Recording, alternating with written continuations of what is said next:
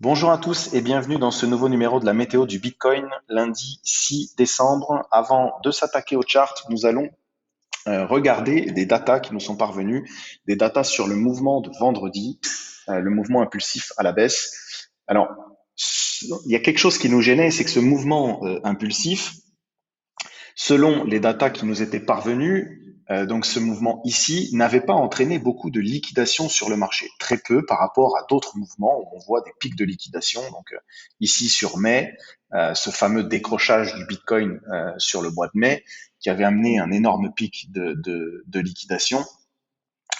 Et ce décrochage là ici qui est quand même important également, n'a pas amené beaucoup de liquidation. Donc on se posait la question de savoir, puisque le marché, soit il y avait deux scénarios, soit il entrait en phase baissière, donc mise en place du bear market, soit il allait faire un mouvement violent pour aller chasser les acheteurs en longue, leveragés, de manière à pouvoir repartir à la hausse sans être chargé de longue.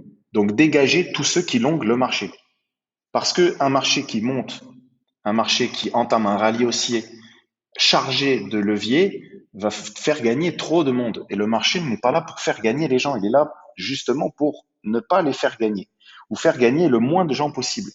Donc là, le scénario de purger le marché pour repartir à la hausse, donc sur décembre, janvier, février, au même titre que nous l'avons fait l'année dernière, était le scénario privilégié dans le cas d'une forte liquidation, de forte liquidation. Et tant que nous n'avions pas ces bonnes datas, eh bien, nous étions toujours à se dire, est-ce qu'effectivement, on n'est pas plutôt dans le scénario de la mise en place d'un bear market, puisque on enchaîne des creux et sommets descendants, etc., etc. Bon, on a des datas qui nous sont parvenues où là, on a le vrai chiffre des liquidations. Et du coup, ça alimente notre premier scénario qui est effectivement chasse aux liquidations pour repartir à la hausse après. On voit que le mouvement de mai ici, donc ce mouvement, on va regarder sur notre chart, non, même sur le wiki, ce mouvement de mai, le 19 mai, donc cet énorme mouvement baissier qui a causé des torts à énormément de traders sur le marché, a liquidé, on a eu un pic de liquidation énorme. Ok, quasiment 80 000 BTC. Eh bien, en fait, le mouvement de vendredi, puisque là, on a les vraies datas, on a liquidé quasiment 60 000 BTC. Voilà. Donc, ça en fait le deuxième mouvement le plus saignant depuis, le plus sanglant, pardon, depuis effectivement ce move du 19 mai. Donc, c'est pas rien. On a énormément liquidé au final. Et ça alimente notre scénario numéro un. Voilà, donc pour alimenter aussi ce scénario, on a besoin d'avoir deux choses. On a besoin d'avoir un sentiment, donc on a besoin d'avoir en fait un cours qui chasse les leviers. Ça, c'est fait. On a besoin d'avoir un cours qui se situe sur un support. On a besoin d'avoir un marché qui se trouve dans l'extrême peur. Et ici, on est de nouveau dans l'extrême peur. Alors, les datas qui nous parviennent également, hein, hier, on était à 18, on est aujourd'hui à 16. C'est très bas, c'est très très bas. Vous voyez que ici, on a, donc ça c'est la phase de bottom qui a duré donc de mai jusqu'à juillet. On voit que nous étions, durant toute cette période-là, dans l'extrême peur. On a même eu des pics, je crois, jusqu'à 9. D'accord? Ensuite, on est reparti, on a posé un bottom, on est reparti à la hausse. Là, mouvement d'extrême grid. Hop, qu'est-ce qui se passe? Le marché décroche. On réinstalle un sentiment de peur sur le marché, ici. Et qu'est-ce qui se passe? On redessine un bottom et hop, on repart à la hausse. Là, on a des pics importants. On est monté à 84. Alors c'est pas effectivement ce qu'on avait ici puisqu'on montait quasiment à 95, hein, voilà, 95, mais déjà 84, c'est énorme. Mais le marché fait quoi? Il se retourne, bim, il installe la peur. On voit que nous sommes repassés depuis cette phase-là dans un sentiment d'extrême peur. Et c'est en général dans ces moments-là où BTC trouve un bottom. Donc, ce qu'on va vérifier maintenant, c'est que, comme je disais, on a déchargé les longues, la plupart. On va essayer de tenter de poser un support. On va le voir dans les unités de temps inférieures sur BTC. Ce support, pendant quelques jours, certainement, on va rester en fait dans ce sentiment. Est-ce que ce support va tenir? Est-ce qu'on va le break par le bas? Ce qui va continuer à installer un sentiment de peur sur le marché. Et ensuite, les gens, les traders vont commencer à leverager, mais en short, pour tenter le break du support. Et on aura un marché leveragé, mais à l'inverse. On voit que d'ailleurs, c'est ce qui commence à se produire, le ratio long-short commence à se réduire et on ouvre plus de short que de long. Et donc le marché se charge en short. Et c'est comme ça que le marché va pouvoir entamer un rallye aussi, parce qu'il ira chercher à liquider les shorteurs, et il n'y aura ni acheteurs, ni vendeurs sur ce marché, et on pourra repartir à la hausse tranquillement. Donc, on voit que c'est ce qui est en train de se mettre en place. On voit également ici, alors c'est encore assez faible, mais on voit que le funding hier était complètement dans le négatif. Là encore, hein, donc ici on a le bottom de mai jusqu'à juillet. Ici on a le bottom de septembre. Donc on voit que de mai à juillet on avait un funding négatif. On voit qu'en septembre on avait un funding négatif également. Donc là, ce qu'il faut, c'est un funding négatif sur un peu plus de jours. Et pour avoir ce funding négatif, eh bien il faut que le marché continue à rester, à tester en fait le support sur lequel il est. Si on repart directement à la hausse, il n'y a pas assez de gens qui vont shorter. Le marché va tout de suite repartir dans un funding positif. On va repartir à l'achat et dans une euphorie. Donc, c'est pas ce qu'il faut. Ce qu'il faut, c'est qu'on reste là à tester ce support pendant plusieurs jours, que les gens continuent d'avoir peur et qu'ils se chargent en short.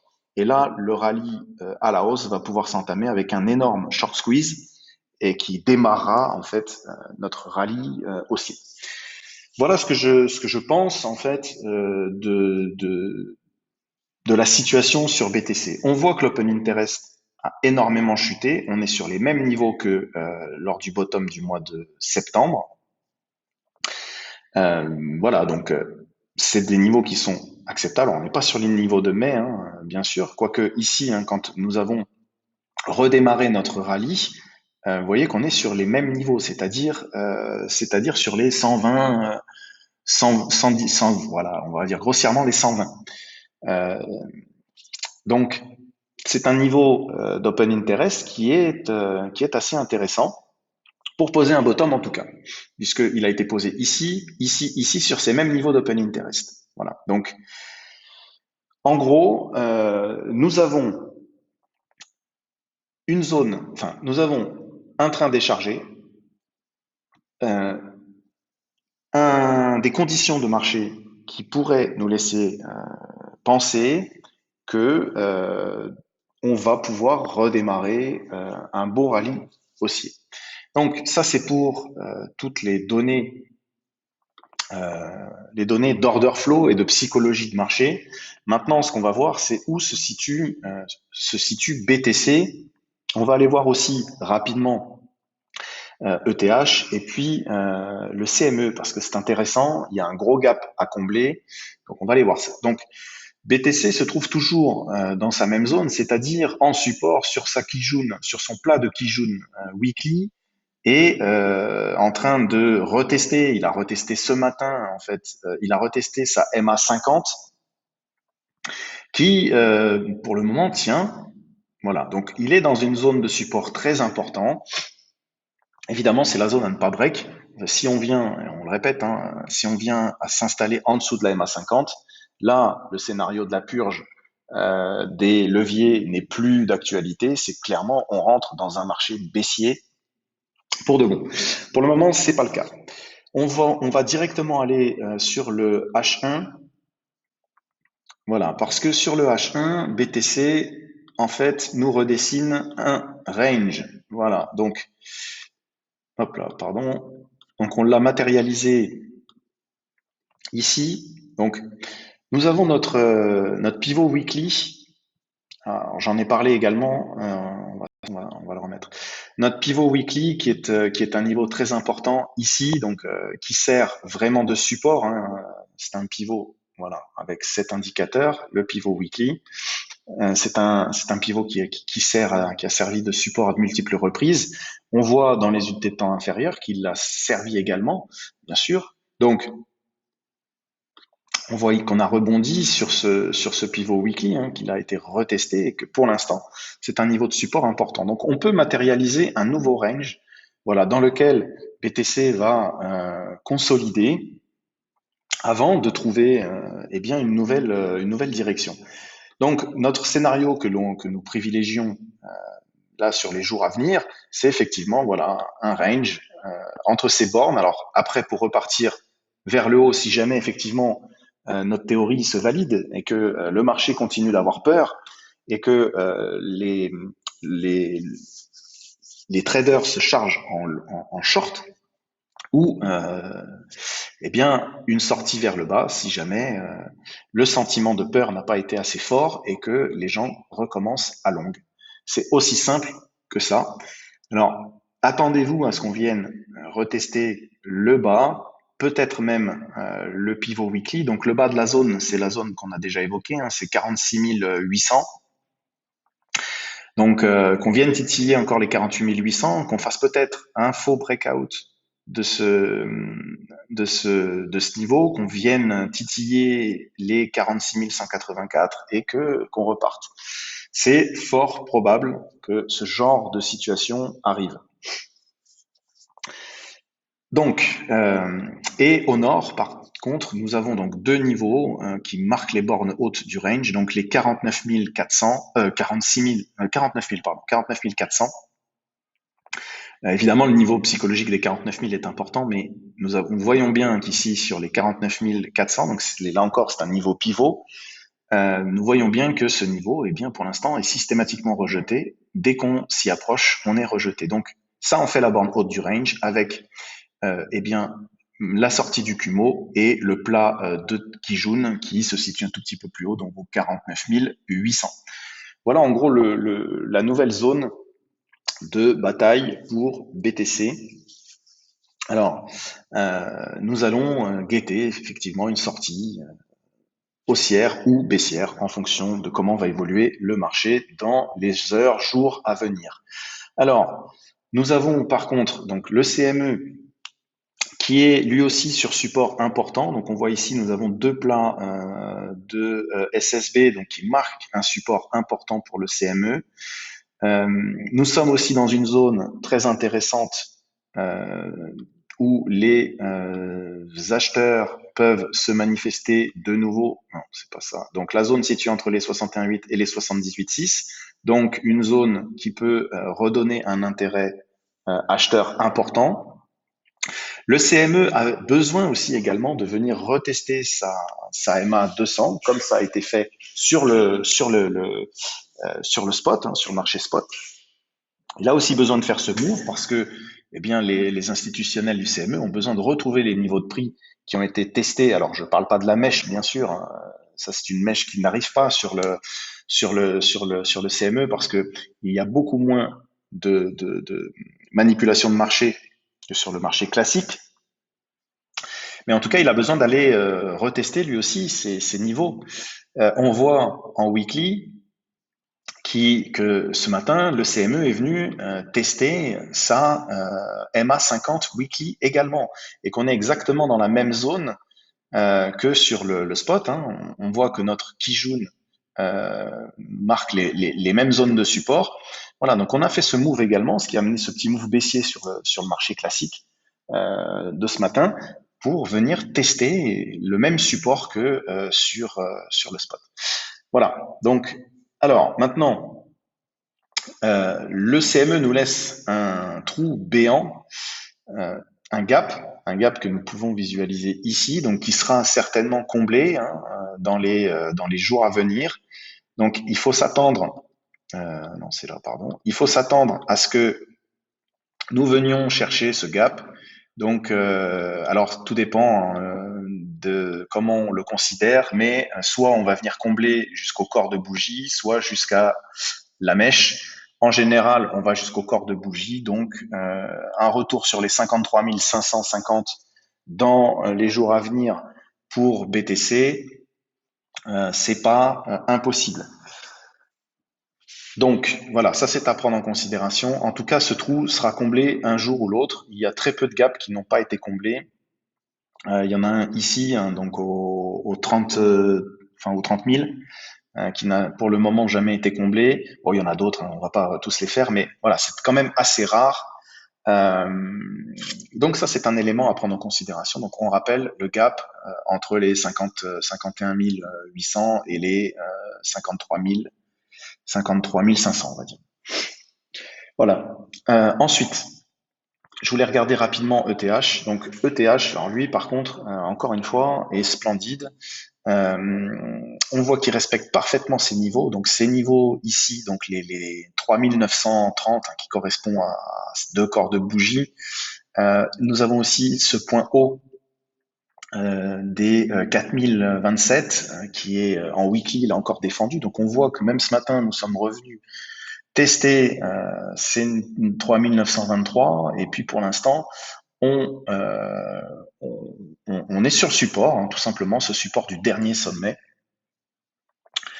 Ici, ces supports sont bien identifiés et ETH respecte à la lettre ces supports, on va aller voir ça. Donc, quand BTC se bataille avec sa Kijun, lui, ETH se bataille avec sa Tenkan. Donc, il est pas loin de pouvoir rester au-dessus de sa Tenkan Ishimoku, donc au 4127. Donc, il est dans une situation complètement différente et, comme on l'a dit depuis plusieurs jours maintenant, beaucoup plus fort.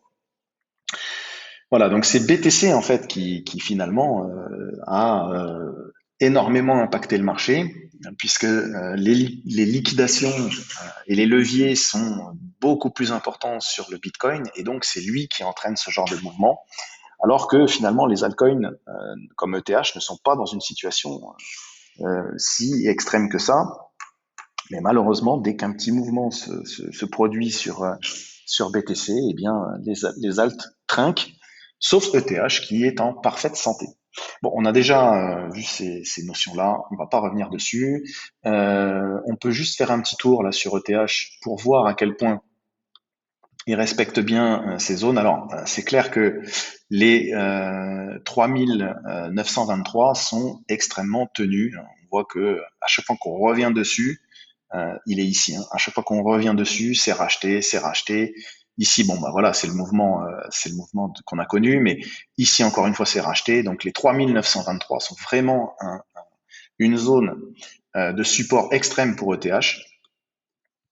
Et puis au nord, bah, nous avons aussi nos niveaux des 4200 et 4226, des niveaux qu'on connaît déjà, qui ont été extrêmement travaillés. Donc voilà, ETH est très bien cadré au niveau de, de, de, de sa technique. Eh bien, il est assez intéressant à trader en tout cas. On peut dire que là, même si BTC range, eh bien tout ce qui va revenir en dessous des 4000 peut être intéressant à trader. Et voilà, on a sur ETH également, on peut matérialiser, eh bien, voilà, un petit range aussi avec la zone basse. Voilà, si on vient mécher un petit peu en dessous des 3923, ben c'est parfait. Après, la zone haute sur ETH, mais c'est plutôt celle-ci. Voilà, hein, c'est celle-ci. Donc c'est les 4200, 4230. Voilà, si on break les 4230, ce serait parfait. Alors, on peut aussi également vérifier ce que ça donne au niveau du retracement. Pardon, c'est ici. Donc depuis ce point haut jusqu'à notre point bas, et on voit par contre, et ça accentue le fait que la borne haute du range de ETH se trouve sur les 4200, 4226, c'est qu'on trouve également les 61,8 de retracement de ce dernier mouvement baissier. Donc on sait que cette zone est la zone à reprendre pour ETH. non, pardon, c'est là. On